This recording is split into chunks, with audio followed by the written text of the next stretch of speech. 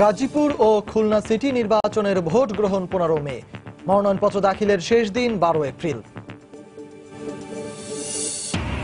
৪৭টি উন্নয়ন প্রকল্পের উদ্বোধন করতে কাল চাঁদপুর যাচ্ছেন প্রধানমন্ত্রী। বক্তব্য রাখবেন জনসভায় উচ্ছ্বসিত নেতাকর্মীরা।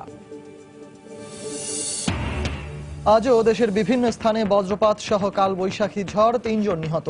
বড় গাছ কেটে ফেলায় বজ্রপাত বাড়ার কারণ বলছেন বিশেষজ্ঞরা। হবিগঞ্জে কিশোরী বিউটি ধর্ষণ ও হত্যা মামলার আসামি বাবুল মিয়াকে সিলেট থেকে গ্রেফতার করেছে র্যাব। প্রাথমিক জিজ্ঞাসাবাদ শেষে থানায় হস্তান্তর। এবং 24 ঘন্টায়ও খোঁজ মেলেনি রংপুরে মাজারের খাদেম ও জাপানি নাগরিক হত্যা মামলার আইনজীবীর। 2 ঘন্টা পর মহাসড়ক ও রেলপথ অবরোধ প্রত্যাহার।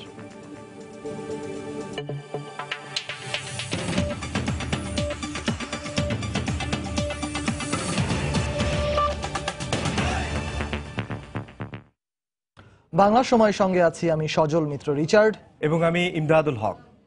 গাজীপুর ও খুলনা সিটি কর্পোরেশন নির্বাচনের তফসিল ঘোষণা করেছে নির্বাচন কমিশন। আগামী 15 মে 2 সিটিতে ভোট গ্রহণ অনুষ্ঠিত হবে। তফসিল অনুযায়ী মনোনয়নপত্র দাখিলের শেষ দিন 12 এপ্রিল, যাচাই বাছাই 15 ও 16 এপ্রিল এবং প্রত্যাহারের শেষ দিন 23 এপ্রিল। আর প্রার্থীদের প্রতীক বরাদ্দ দেয়া হবে 24 এপ্রিল। অন্যদিকে রাজশাহী, বরিশাল ও সিলেট সিটির নির্বাচনও নির্ধারিত সময়ের মধ্যে হবে বলে জানিয়েছেন প্রধান নির্বাচন কমিশনার। 2013 সালের 15 জুন ভোট গ্রহণ হয় রাজশাহী, বরিশাল, সিলেট ও খুলনা সিটি কর্পোরেশনে।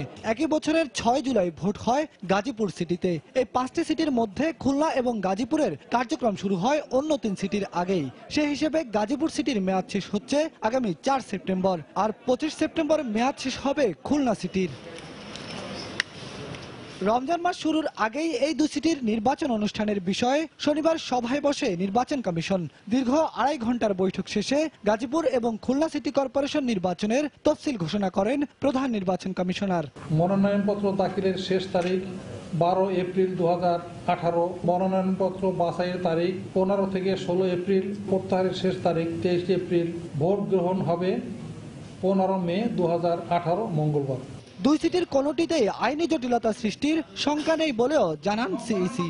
এবারে তারা আমাদেরকে বলেছে যে এই সিটি কর্পোরেশনগুলো নিয়ে কোনো রকমের জটিলতা নেই, আইনি জটিলতা নেই এবং সীমানা নির্ধারণীয় কোনো জটিলতা নেই। ইভিএম কিছু কিছু কেন্দ্রে পরীক্ষামূলকভাবে চালানোর জন্য, আর সিসিটিভি থাকবে কোনো কোনো কেন্দ্রে। 57টি সাধারণ ওয়ার্ড নিয়ে গঠিত গাজীপুর সিটিতে ভোটার সংখ্যা 11,64,000। এই সিটিতে সংরক্ষিত ওয়ার্ড 19টি, আর 4,93,000 ভোটারের খুলনা সিটিতে সাধারণ ওয়ার্ড 31টি, সংরক্ষিত 10টি। বেলায়েত হোসাইন, সময় সংবাদ, ঢাকা। বেগম খালেদা জিয়ার শারীরিক অবস্থা নিয়েও বিএনপি মিথ্যাচার করছে বলে অভিযোগ করেছেন আওয়ামী লীগের সাধারণ সম্পাদক ওবায়দুল কাদের। দুপুরে সাভারের জিরাবো এলাকার সড়ক সংস্কার কাজ পরিদর্শন শেষে সাংবাদিকদের প্রশ্নের জবাবে তিনি একথা বলেন। ডাক্তাররা পরামর্শ যেভাবে দেবে, দেশে চিকিৎসা হলে দেশে হবে। মেডিকেল বোর্ড যদি গঠিত হয়, যদি চিকিৎসকরা বলেন এদেশে তার এই চিকিৎসা নেই, এটা এমন এক টার্মিনাল ডিজিজ, সে অবস্থা আমরা সব কিছু করতে প্রস্তুত আছি। কিন্তু এখন আমরা যেটা খবর পাচ্ছি, ঢাকা সিভিল সার্জন যে কথা বলেছেন, তাতে তো তার মনে হচ্ছে তার শারীরিক অবস্থা সম্পর্কেও বিএনপি মিথ্যাচার করছে। বিএনপির চেয়ারপারসন বেগম খালেদা জিয়ার শারীরিক পরীক্ষার জন্য কারাগারে সার্বক্ষণিক চিকিৎসক রয়েছেন বলে জানিয়েছেন স্বরাষ্ট্রমন্ত্রী আসাদুজ্জামান খান কামাল। দুপুরে সাতক্ষীরার দেবহাটা থানার নতুন ভবন উদ্বোধন শেষে তিনি একথা বলেন। জেল কোড অনুযায়ী বেগম জিয়াকে সব ধরনের সুবিধা দেওয়া হচ্ছে বলেও জানান স্বরাষ্ট্রমন্ত্রী। জেল কোড অনুযায়ী তার যে সমস্ত ফ্যাসিলিটি পাওয়ার দরকার ঠিক সবগুলোই তাকে দেওয়া হচ্ছে। তার সুস্থতা নির্ণয়ের জন্য জেলের যে ডাক্তার তারা সবসময় পরীক্ষা করছেন। তিনি বলছিলেন তিনি অসুস্থ বোধ করছেন, জেলের ডাক্তাররা দেখে আমাদেরকে জানিয়েছেন তিনি যে আগের রোগগুলি যে ছিল সেইগুলি আছে, নতুন করে কোনো কিছু হয়নি। কাল চাঁদপুর যাচ্ছেন প্রধানমন্ত্রী শেখ হাসিনা। সেখানে 47টি প্রকল্পের উদ্বোধন এবং ভিত্তিপ্রস্তর স্থাপন করবেন তিনি। পরে চাঁদপুর স্টেডিয়ামে স্থানীয় আওয়ামী লীগ আয়োজিত জনসভায় বক্তব্য রাখবেন প্রধানমন্ত্রী। এছাড়া হাইমচরের মেঘনাপাড়ের চরভাঙ্গা এলাকায় বাংলাদেশ স্কাউটসের ৬ষ্ঠ কমজেকার উদ্বোধন করার কথাও রয়েছে তার। ফারুক আহমেদের তথ্য, নাইমুল ইসলাম নীরবের ছবি নিয়ে ডেস্ক রিপোর্ট। ২০১০ সালের এপ্রিলে দলীয় জনসভায় যোগ দিতে চাঁদপুরে এসেছিলেন আওয়ামী লীগের সভাপতি শেখ হাসিনা। এর প্রায় ৮ বছর পর রোববার আবারও একদিনের সফরে আসছেন তিনি। এ উপলক্ষে বিলবোর্ড, ব্যানার আর ফেস্টুনে সাজানো হয়েছে পুরো শহর। শেখ হাসিনার আগমনে উচ্ছ্বসিত জেলা আওয়ামী লীগ ও অঙ্গ সংগঠনের নেতাকর্মীরা। জেলা আওয়ামী লীগের উদ্যোগে যে জনসভা তার শেষ প্রান্তে আসছে, প্রস্তুতি শেষ। মাননীয় প্রধানমন্ত্রী কখন আসবে তাকে আমরা চাঁদপুরবাসী বিপুলভাবে আমরা স্বাগত জানানোর জন্য অপেক্ষায় আছি। আয়োজকরা জানান, সকালে হাইমচরের মেঘনাপাড়ের চরভাঙ্গা এলাকায় বাংলাদেশ স্কাউটস এর ৬ষ্ঠ কমোডেকার উদ্বোধন করবেন শেখ হাসিনা। এরপর বিকেলে দলীয় জনসভায় যোগ দেবেন তিনি। প্রধানমন্ত্রীর আগমনে ৪ স্তরের নিরাপত্তা বলয় গড়ে তুলেছে আইন শৃঙ্খলা রক্ষা বাহিনী। পুলিশ প্রশাসন সর্বোচ্চ প্রধানমন্ত্রীর আগমন উপলক্ষে নিচ্ছিদ্র নিরাপত্তা ব্যবস্থা গ্রহণ করবার জন্য যত ধরনের ইনিশিয়েটিভ নেওয়া দরকার সেগুলো নিয়েছি। চাঁদপুর সফরকালে ৪৭টি প্রকল্পের মধ্যে বাস্তবায়িত ২৩টির উদ্বোধন এবং ২৪টির ভিত্তিপ্রস্তর স্থাপন করার কথা রয়েছে প্রধানমন্ত্রী শেখ হাসিনার। সময় সংবাদ, চাঁদপুর। ৮৭ বছর বয়সী মানবতাবাদী ব্রিটিশ নারী লুসি হেলেনকে নাগরিকত্বের চূড়ান্ত সনদ তুলে দিলেন প্রধানমন্ত্রী শেখ হাসিনা। বিকেলে গণভবনে আনুষ্ঠানিকভাবে তার হাতে এ সনদ তুলে দেন প্রধানমন্ত্রী। লুসি হেলেন ৫৭ বছর ধরে বাংলাদেশে বসবাস করে আসছেন। শেখ হাসিনা গত ২৯শে মার্চ ১৫ বছরের মাল্টিপল বাংলাদেশি ভিসা সহ লুসি হেলেনের হাতে তার পাসপোর্ট তুলে দেন। বাংলাদেশের স্বাধীনতা যুদ্ধে লুসি হেলেনের অসামান্য অবদান ছিল। মুক্তিযুদ্ধের সময় তিনি আহত মানুষের সেবায় নিজেকে নিয়োজিত করেছিলেন। লুসি হেলেন বর্তমানে বরিশাল শহরের অক্সফোর্ড মিশনে কর্মরত আছেন।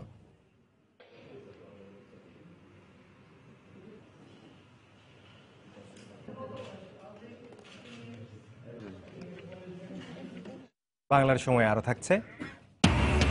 পানি উত্তোলনের সক্ষমতা হারাচ্ছে বরেন্দ্র অঞ্চলের গভীর নলকূপগুলো। বোরো চাষ নিয়ে শঙ্কায় কৃষক।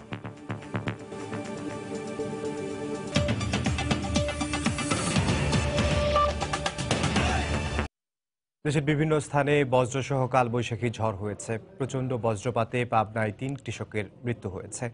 ঝোড়ো হাওয়ার পাশাপাশি ছিল শিলাবৃষ্টি। বৃষ্টিতে ঘর বাড়ি ও ফসলের ব্যাপক ক্ষতি হয়েছে। বিস্তারিত ডেস্ক রিপোর্টে।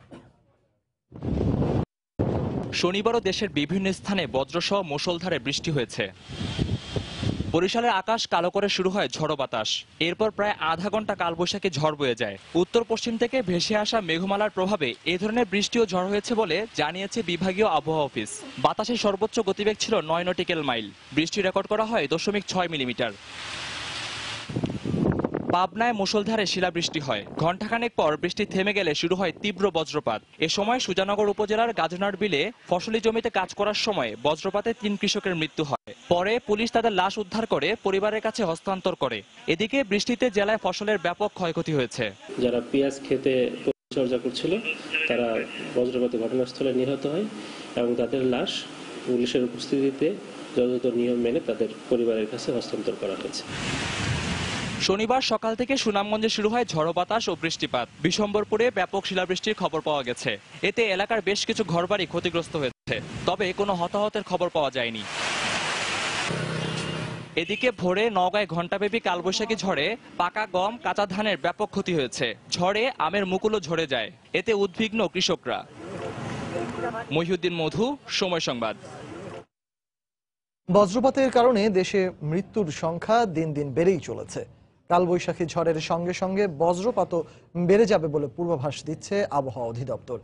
এই অবস্থায় সতর্কতা অবলম্বনের কথা বলছেন তারা। আর গাছ লাগানোর পাশাপাশি বাড়িতে বজ্রপাত নিরোধক ব্যবহারের পরামর্শ বিশেষজ্ঞদের। কালবৈশাখী ঝড়ে বজ্রপাত স্বাভাবিক হলেও সম্প্রতি বেড়েছে এর মাত্রা। আবহাওয়া অধিদপ্তরও আলাদাভাবে বজ্রপাতের বিষয়ে সাবধান করছেন সাধারণ মানুষকে। এবং দেশের বিভিন্ন জায়গায় শিলাবৃষ্টি আমাদের হয়েছে এবং বজ্রপাত হয়েছে। আর যখন কালবৈশাখী ঝড় বয়ে যায় তখন প্রচুর পরিমাণ বজ্রপাত হয়ে থাকে এবং এই কালবৈশাখীর অ্যাক্টিভিটিস আজ এবং আগামীকালও বিভিন্ন জায়গায় আরো হবে এবং সাথে বজ্রপাত এবং শিলাবৃষ্টিও হওয়ার আশঙ্কা আছে। প্রাকৃতিক কারণ হলেও বর্তমানে মানবসৃষ্ট কারণে বজ্রপাত বেড়ে যাচ্ছে বলে মনে করেন দুর্যোগ বিশেষজ্ঞরা।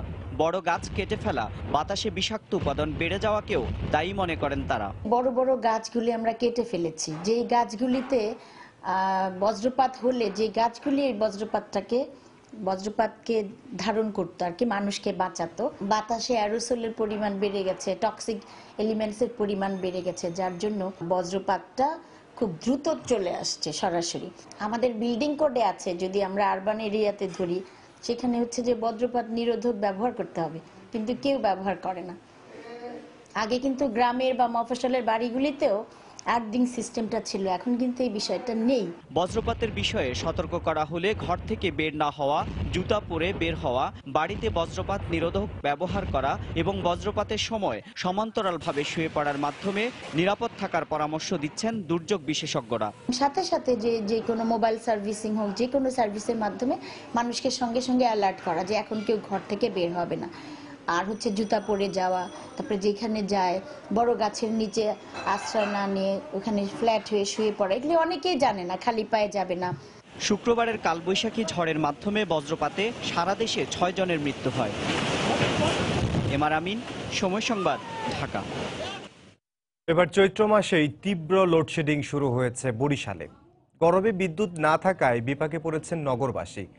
কারখানাগুলোতে উৎপাদন বিঘ্নিত হচ্ছে বলে জানান শিল্প মালিকরা। তবে বিদ্যুৎ বিভাগের দাবি, বরিশালে কোনো লোডশেডিং নেই, মাঝে মধ্যে বিদ্যুৎ বন্ধ রাখা হয় উন্নয়ন কাজের জন্য। মাহমুদুর নবীর তোলা ছবিতে আরো জানাচ্ছেন ফিরদাউস সোহাগ। লোডশেডিং বরিশালের মানুষের জীবনে অনেকটা অবিচ্ছেদ্য অংশে পরিণত হয়েছে। এমন কোনো দিন নেই যেদিন লোডশেডিং হয় না। দিন কিংবা রাত, পিক কিংবা অফ পিক, সবসময় চলে লোডশেডিং।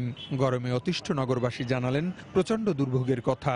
গরম পড়া শুরু হয়ে গেছে, বিদ্যুৎ লোডশেডিং শুরু হয়ে গেছে, এতে আমরা খুবই অতিষ্ঠ। কোনো কোনো বিদ্যুৎ যাচ্ছে, বিদ্যুতের সঠিক সেবা থেকে আমরা বঞ্চিত হচ্ছি। বিদ্যুৎ যায় বললে ভুল হবে, মাঝে মাঝে আসে আমাদের এখানে। প্রচন্ড গরম, প্রচন্ড লোডশেডিং, আমরা খুব কষ্টে আছি। বিদ্যুতের এই অবস্থায় শিল্প প্রতিষ্ঠান ক্ষতিগ্রস্ত হচ্ছে বলে জানান এই শিল্প উদ্যোক্তা।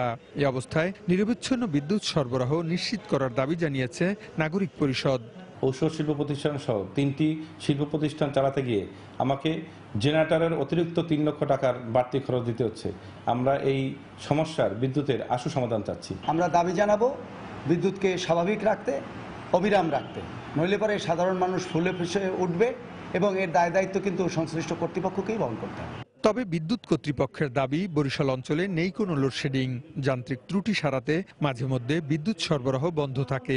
বিভিন্ন এলাকায় 10 মিনিট 15 মিনিট বিভিন্ন ট্রান্সফরমারের ফিউজ লাগানো সহ অনেক জায়গায় ট্রান্সফরমারের ক্ষমতা বৃদ্ধিকরণ কাজে এই লাইনগুলো বন্ধ করা হয়। এটাকে লোডশেড বলা যাবে না, এটা আমরা শাটডাউন বলে থাকি। বরিশাল নগরীতে পিক আওয়ারে বিদ্যুতের চাহিদা 65 মেগাওয়াট আর সার্কেলে চাহিদা 89 মেগাওয়াট। নগরীতে সংযোগ প্রায় 90,000 আর সার্কেলে সংযোগ প্রায় 1,46,000। ফিরদাউস সোহাগ, সময় সংবাদ, বরিশাল। হবিগঞ্জে কিশোরী বিউটি আক্তার ধর্ষণ ও হত্যা মামলার প্রধান আসামি বাবুল মিয়াকে সিলেট থেকে গ্রেফতার করেছে র্যাব। গতরাতে বিয়ানীবাজার থেকে তাকে গ্রেফতার করা হয়। দুপুরে সংবাদ সম্মেলনে এ তথ্য জানান র্যাব 9-এর অধিনায়ক লেফটেন্যান্ট কর্নেল আলী হায়দার আজাদ। তিনি জানান, ঘটনার পর থেকে প্রধান অভিযুক্ত বাবুল বিয়ানীবাজারের একটি বাড়িতে অবস্থান করছে এমন খবরে অভিযান চালানো হয়। সেখান থেকে তাকে গ্রেফতার করা হয়। প্রাথমিক জিজ্ঞাসাবাদ শেষে বাবুলকে শায়েস্তাগঞ্জ থানায় হস্তান্তরের কথা জানিয়েছে র্যাব। গত 17 মার্চ হবিগঞ্জের সদর উপজেলার ব্রাহ্মণডোড়া গ্রামে বিউটিকে ধর্ষণ ও হত্যার পর লাশ ফেলে রাখে দুর্বৃত্তরা। এই ঘটনায় বাবুল ও তার মাকে আসামি করে শায়েস্তাগঞ্জ থানায় মামলা করে বিউটির পরিবার।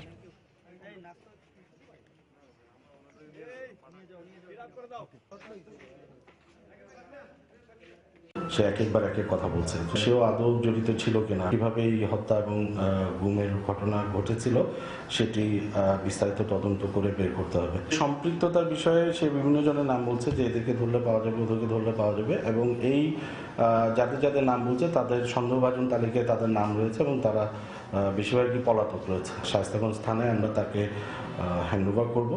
হ্যান্ডওভার করার পর পুলিশ এই মামলায় যারা অভিযুক্ত আছে তাদের বিরুদ্ধে যথাযথ ব্যবস্থা নেবে এবং তদন্ত কার্যক্রম গ্রহণ করবে।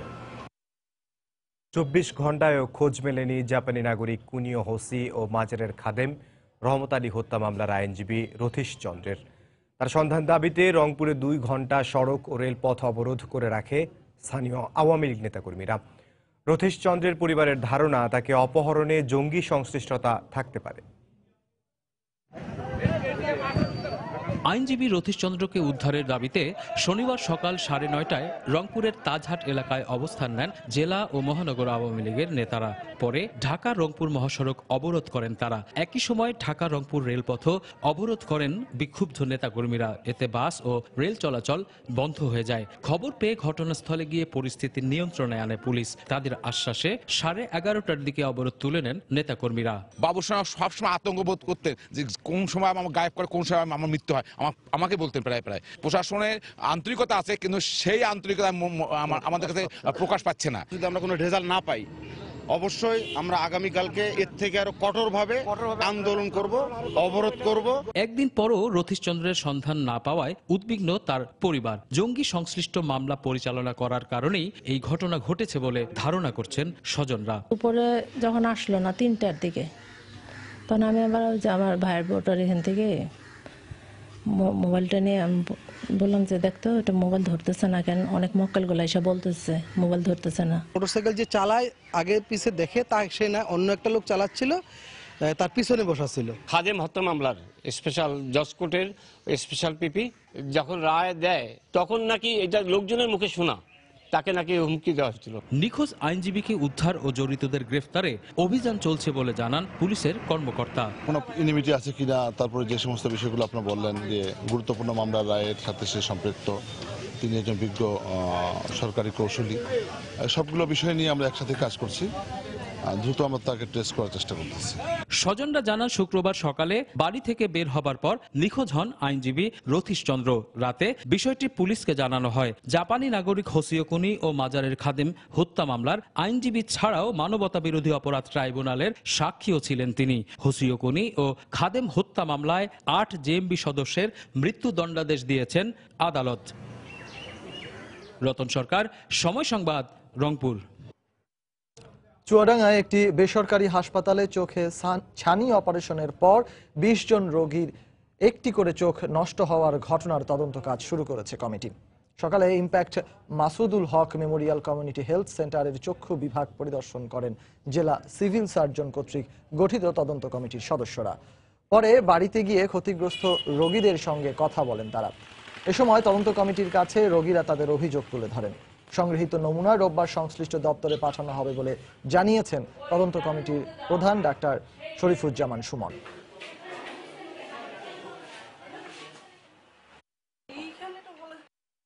আমরা সবকিছুই পুঙ্খানুপুঙ্খভাবে দেখলাম, এটা তদন্তের বিষয়। আমরা সবকিছু কানেকশন করেছি। ওই দিন কী কী ম্যাটেরিয়াল ইউজ করা হয়েছিল তারা আমাদের কাছে কাগজপত্র জমা দিছে।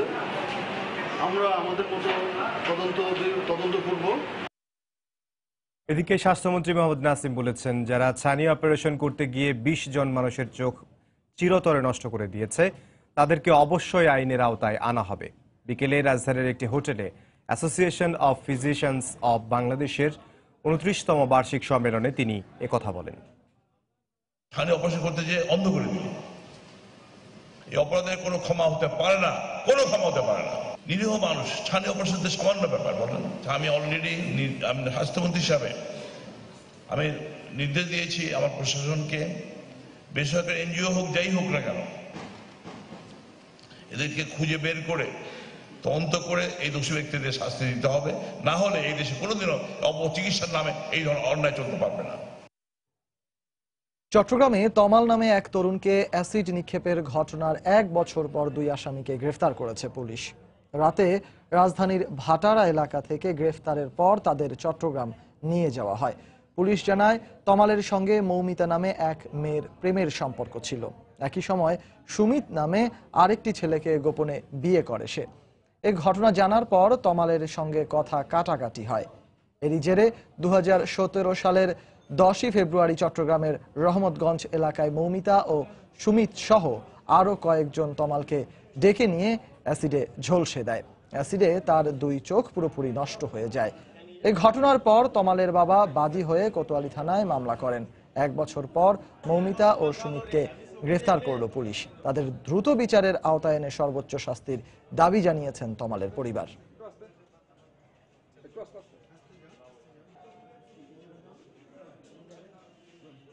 আমার মধ্যে একটা ছেলের জীবনটা নষ্ট করে দিছে, শুধু আমার জীবন না, আমার সম্পূর্ণ পরিবারের জীবন নষ্ট করে দিছে।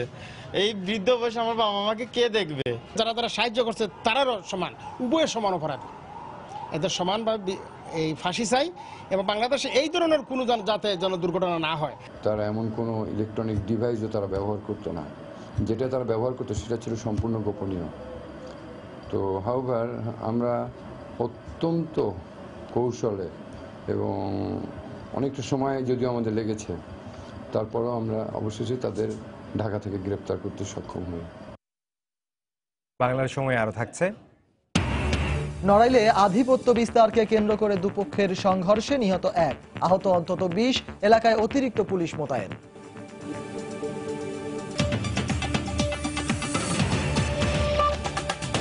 মালয়েশিয়ায় বাড়ছে অবৈধ বাংলাদেশিদের সংখ্যা। কারণ হিসেবে দালাল বা এজেন্সির প্রতারণার পাশাপাশি দূতাবাসের অসহযোগিতার কথা বলছেন তারা।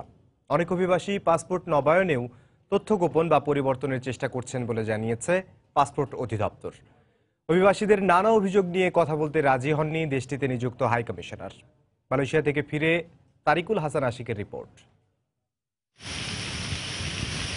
আকাশ, সমুদ্র বা স্থলপথে যোগাযোগে ব্যবস্থা বিবেচনায় উন্নত দেশগুলোর মতোই সুবিধা রয়েছে দক্ষিণ পূর্ব এশিয়ার দেশ মালয়েশিয়ায়। তাই 2 যুগ আগে থেকেই আশেপাশের বিভিন্ন দেশের জন্য অন্যতম শ্রমবাজার এটি। পাশাপাশি দৃষ্টিনন্দন স্থাপনা ও পর্যটন শিল্পের বিকাশ ঘটায় অনেক পর্যটকদের আগ্রহ মালয়েশিয়ার দিকে। বিভিন্ন সংস্থার তথ্য অনুযায়ী মালয়েশিয়ায় বসবাসরত অবৈধ বাংলাদেশির সংখ্যা 4 লাখের বেশি। উপার্জন ভালো হয় ভিসার মেয়াদ শেষ হলেও নবায়ন না করেই থেকে যাচ্ছেন অনেকে। আবার দালাল বা এজেন্টের প্রতারণার পাশাপাশি দূতাবাসের অসহযোগিতায় বাড়ছে অবৈধ হওয়া বাংলাদেশিদের সংখ্যা। 10 বছর পরে ভিসা লাগতেছে না, যে দালাল দিয়ে করছে দালালে তখনকার বলছে যে বয়স বেশি না হলে হয় না। নদী দিয়ে নিয়েছে আমাকে, তখন আমার কোনো পাসপোর্ট নাই, যা কিছু আছিল সব ওরা নিয়ে নিছে। আমি অবৈধ হয়েছি, আমার পাসপোর্ট এবং টাকা নিয়ে ইন্ডিয়া পলাই গেছে। আমি তার আর কোনো খবর পাইনি, কারণ আমরা তো এদেশে নিরুপায়। কাগজ, পাসপোর্ট, ভিসা এগুলো নিয়ে প্রচুর সমস্যায় আছে। হাই কমিশনার কোনো কাজের জন্য যাই গেলে পরে আমরা আমাদের তারা দূর দূর সেই করে তারাই। অভিযোগ রয়েছে মালয়েশিয়ায় থেকে যেতে পাসপোর্ট নবায়ন করতে এসেও তথ্য পরিবর্তন বা গোপনের চেষ্টা করছেন অনেকেই। ভুল হলে আমরা কারেকশন করে দিতে পারি, কিন্তু কোনো বয়স আমরা চেঞ্জ করে দিতে পারি না। এটা আমাদের দেশের জনগণের অজ্ঞতার একটা বিষয়। আর আমার ধারণা যে এদেরকে মাঝে একটা মিডলম্যান গ্রো করছে। এ ধরনের বিভিন্ন কার্যকলাপে বাংলাদেশের ভাবমূর্তি নষ্ট হচ্ছে বলে মনে করেন এই কূটনীতিবিদ। দেশের ভেতরে যে কাজগুলো করি অনেকটাই সেই ধরনের কাজকর্ম ওখানে হয়। আমাদের ভাবমূর্তির জন্য, জাতীয়ভাবে ভাবমূর্তির জন্য আমাদের ক্ষতি করা। ওই মিশন যেমন দায়িত্ব পালন করা উচিত, একটু উদ্যোগী হওয়া দরকার। সামগ্রিকভাবে বাংলাদেশের জনগোষ্ঠীর মধ্যে বাইরের পৃথিবী সম্পর্কে সচেতনতাটা কিন্তু বাড়ানোটা খুব জরুরি। দূতাবাস নিয়ে প্রবাসী বাংলাদেশিদের নানা অভিযোগ থাকলেও সেসব নিয়ে কথা বলতে রাজি হননি দেশটিতে নিযুক্ত বাংলাদেশ হাই কমিশনার। আধুনিক মালয়েশিয়া গড়ার ক্ষেত্রে বাংলাদেশিদের অবদান যেমন রয়েছে, সেই সঙ্গে অবৈধ প্রবেশ এবং থেকে যাওয়া সহ নানা কার্যকলাপে ক্ষুণ্ণ হচ্ছে দেশের ভাবমূর্তি। তাই এসব ব্যাপারে এখনই শক্ত পদক্ষেপ নিতে হবে বাংলাদেশ সরকারকে। তারিকুল হাসান আশিক, সময় সংবাদ, মালয়েশিয়া। ময়মনসিংহে গ্যাস লাইনে বিস্ফোরণে 4 শিক্ষার্থী নিহতের ঘটনায় খুলনা প্রকৌশল ও প্রযুক্তি বিশ্ববিদ্যালয়ে 3 দিনের শোক পালন করা হয়েছে। এদিকে নিহতদের প্রত্যেকের পরিবারকে 5 লাখ টাকা করে দেওয়ার ঘোষণা দিয়েছে বিশ্ববিদ্যালয় কর্তৃপক্ষ। পূর্ব ঘোষিত কর্মসূচির অংশ হিসেবে সকালে বিশ্ববিদ্যালয়ে কালো পতাকা উত্তোলন করা হয়। কালো ব্যাজ ধারণ করে দায়িত্ব পালন করেছেন শিক্ষক, কর্মকর্তা ও কর্মচারীরা। 4 শিক্ষার্থীর মৃত্যুতে পুরো ক্যাম্পাসে বিরাজ করছে শোকাবহ পরিবেশ। বিস্ফোরণের ঘটনায় দায়ীদের বিরুদ্ধে ব্যবস্থা নেওয়ার দাবি জানান শিক্ষার্থীরা। গত 24শে মার্চ ময়মনসিংহের ভালুকায় একটি ভবনে গ্যাস লাইনের বিস্ফোরণে খুলনা প্রকৌশল ও প্রযুক্তি বিশ্ববিদ্যালয়ের 4 শিক্ষার্থী দগ্ধ হন। পরে বিভিন্ন হাসপাতালে চিকিৎসাধীন অবস্থায় তাদের মৃত্যু হয়।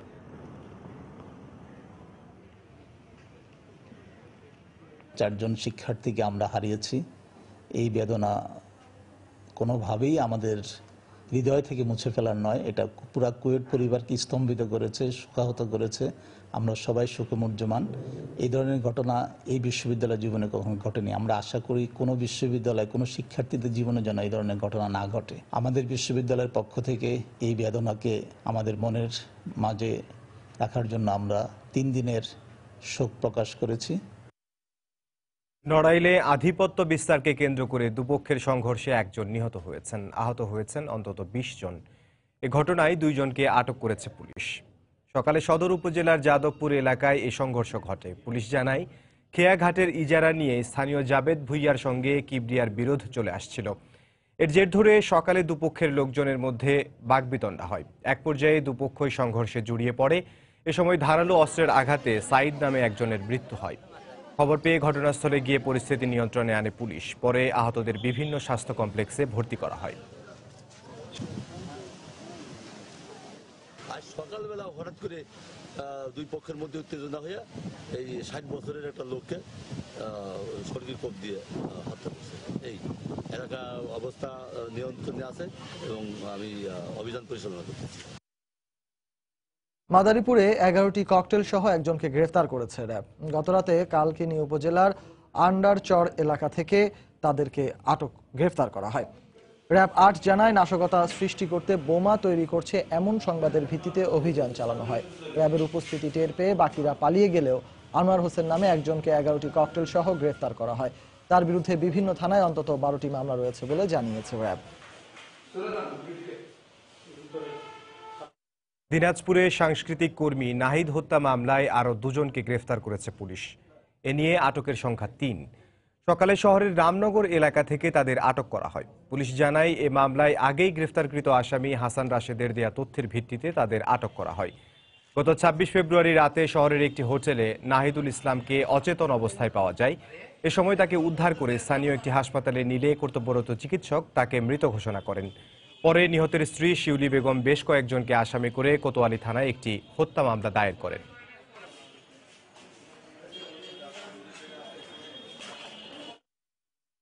সিলেট ওসমানী আন্তর্জাতিক বিমানবন্দরে দুবাই থেকে আসা একটি বিমানে তল্লাশি চালিয়ে 40 পিস স্বর্ণের বার জব্দ করেছে শুল্ক গোয়েন্দারা। কাস্টমস কর্তৃপক্ষ জানায়, বিমানটি অবতরণ করলে গোপন খবরের ভিত্তিতে তল্লাশি চালায় শুল্ক গোয়েন্দারা। এ সময় একটি সিটের নিচ থেকে টেপ মোড়ানো 4 কেজি 200 গ্রাম ওজনের 40 পিস স্বর্ণের বার উদ্ধার করা হয়। উদ্ধারকৃত স্বর্ণের বাজার মূল্য 2 কোটি টাকা বলে জানিয়েছে শুল্ক গোয়েন্দারা। তবে এ ঘটনায় কাউকে আটক করতে পারেনি তারা।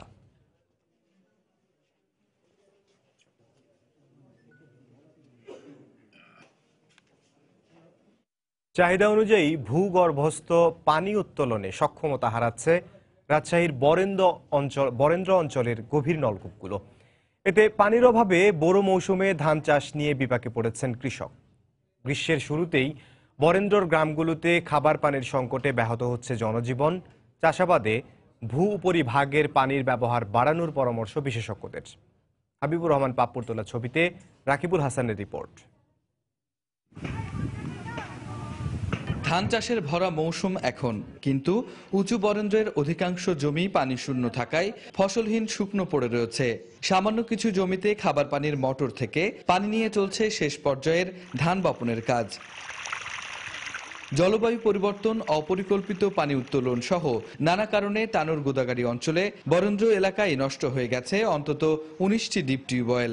আর পানির স্তর নেমে যাওয়ায় অধিকাংশ ডিপ থেকে পূর্ণাঙ্গ সুবিধা পাচ্ছেন না চাষিরা। ফলে সেচের অভাবে বিপাকে পড়েছেন চাষিরা। আমরা পানি খেতে পাচ্ছি না এবং এলে আমাদের বাড়ির মোটর থেকে ধান চাষ করছি।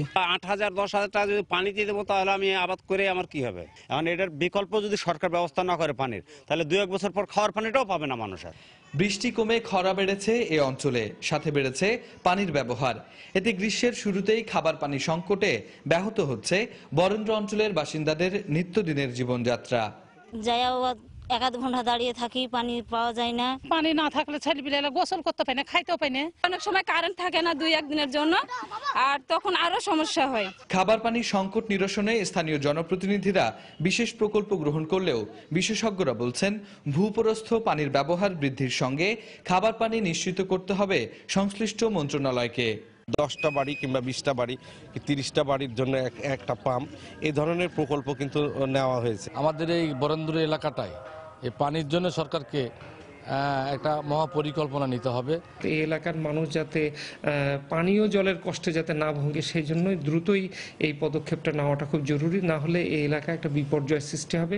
রাজশাহী বিশ্ববিদ্যালয়ের ভূতত্ত্ব ও খনিবিদ্যা বিভাগের দেয়া তথ্যমতে গেল 3 দশকে স্থানভেদে পানির স্তর নেমেছে 3 থেকে 4 মিটার পর্যন্ত। এতে ঝুঁকিপূর্ণ হয়ে পড়েছে এ অঞ্চলের অধিকাংশ ডিপ টিউবওয়েল। রাকিবুল হাসান, সময় সংবাদ, রাজশাহী। মেহেরপুরে সবজি উৎপাদনে বেড়েছে বিভিন্ন দেশীয় প্রযুক্তির ব্যবহার। এতে কমেছে কীটনাশক ব্যবহারের পরিমাণ। ফলে ভোক্তারা পাচ্ছেন বিষমুক্ত সবজি। তবে নিরাপদ সবজির নির্দিষ্ট বাজার না থাকায় কাঙ্ক্ষিত দাম পাচ্ছেন না চাষি। মেহেরপুর থেকে মীর সৌদ আলীর পাঠানো তথ্য ও ছবি নিয়ে রিপোর্ট। মেহেরপুরের চাষিদের অর্থ উপার্জনের প্রধান উৎস সবজি চাষ।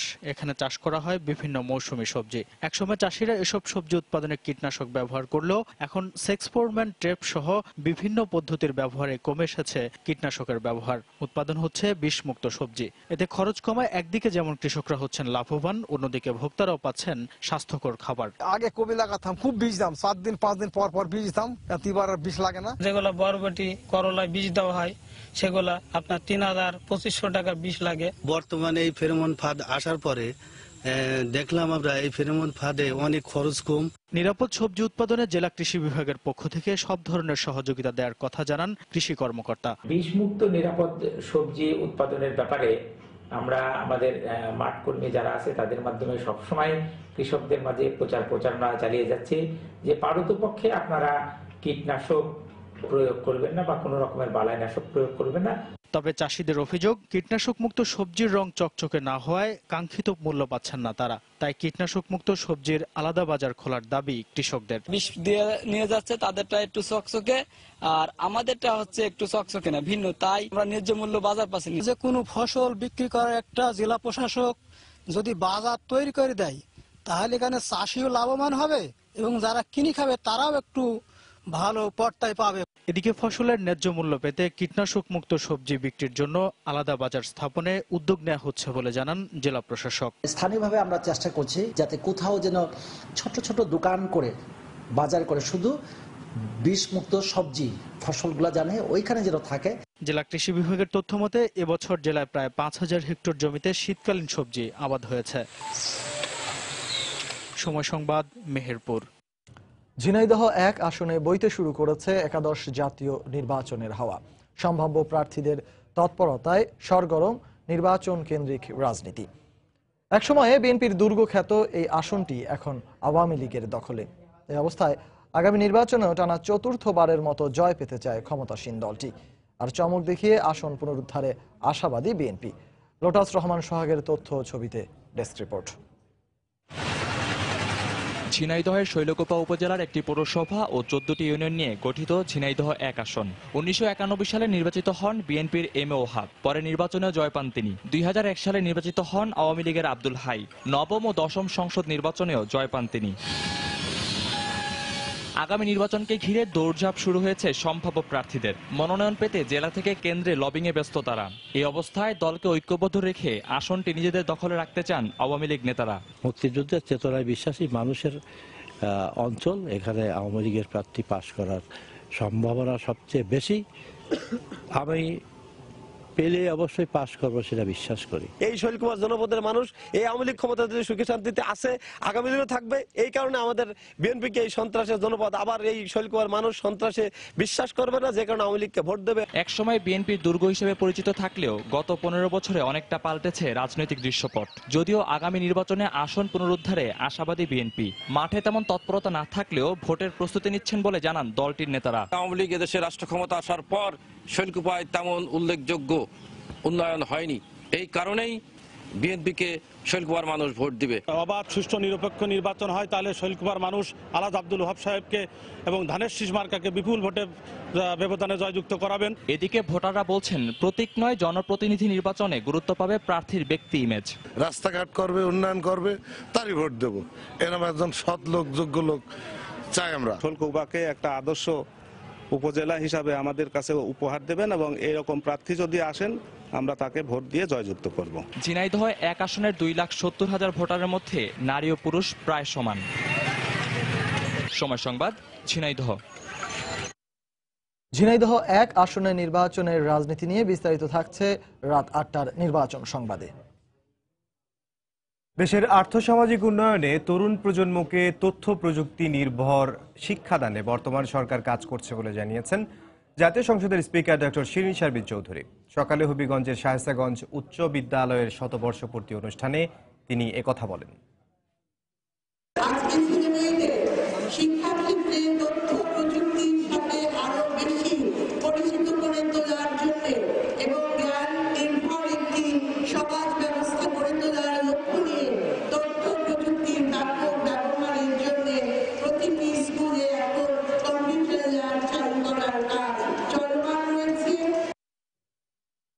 তিন পার্বত্য জেলায় পারিবারিক আদালত নেই, যার কারণে দেনমোহর, তালাক, ভরণ পোষণ, শিশুর জিম্মা সংক্রান্ত বিষয়গুলো নিষ্পত্তি করা জটিল হয়ে পড়ে।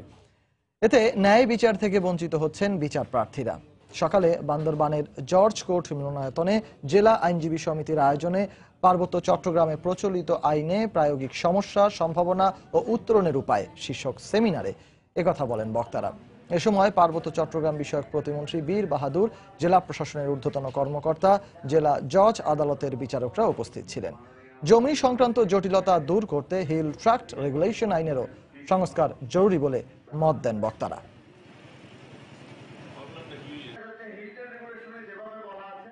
সিলেটের সড়ক ও জনপথ অধিদপ্তরের কার্যক্রমের উপর গণশুনানি অনুষ্ঠিত হয়েছে। দুপুরে নগরীর সড়ক ও জনপথ অধিদপ্তরের প্রকৌশলী কার্যালয় প্রাঙ্গণে এই গণশুনানি অনুষ্ঠিত হয়। এতে সিলেটের বিভিন্ন ঠিকাদারি প্রতিষ্ঠানের প্রতিনিধি, জনপ্রতিনিধি ও গণমাধ্যম কর্মী সহ ভুক্তভোগীরা তাদের অভিযোগ তুলে ধরেন। এ সময় সড়ক পরিবহন বিভাগের সচিব সহ শীর্ষ প্রকৌশলীরা সব ধরনের অভিযোগের জবাব দেন। জনকল্যাণ সংসদ এবং নুরুল আলম সিরাজি। বাংলার সময়ের শীর্ষ সংবাদ জানিয়ে দিচ্ছে আরেকবার। গাজীপুর ও খুলনা সিটি নির্বাচনের ভোট গ্রহণ 15ই মে, মনোনয়নপত্র দাখিলের শেষ দিন 12ই এপ্রিল। 47টি উন্নয়ন প্রকল্পের উদ্বোধন করতে কাল চাঁদপুর যাচ্ছেন প্রধানমন্ত্রী। বক্তব্য রাখবেন জনসভায় উচ্ছ্বসিত নেতাকর্মীরা। আজও দেশের বিভিন্ন স্থানে বজ্রপাত সহ কালবৈশাখী ঝড়, 3 জন নিহত। বড় গাছ কেটে ফেলায় বজ্রপাত বাড়ার কারণ বলছেন বিশেষজ্ঞরা। হবিগঞ্জে কিশোরী বিউটি ধর্ষণ ও হত্যা মামলার আসামি বাবুল মিয়াকে সিলেট থেকে গ্রেফতার করেছে র্যাব। প্রাথমিক জিজ্ঞাসাবাদ শেষে থানায় হস্তান্তর। এবং 24 ঘন্টায় খোঁজ মেলেনি রংপুরে মাজারের খাদেম ও জাপানি নাগরিক হত্যা মামলার আইনজীবীর। 2 ঘন্টা পর মহাসড়ক ও রেলপথ অবরোধ প্রত্যাহার। এই ছিল বাংলার সময়। যে কোনো খবর পেতে ভিজিট করুন সময়নিউজ.tv। এছাড়া এইমাত্র পাওয়া খবর আপনার মোবাইলে পেতে SMS করুন *BN লিখে পাঠিয়ে দিন 16242 নম্বরে। সঙ্গে থাকুন সময়ের।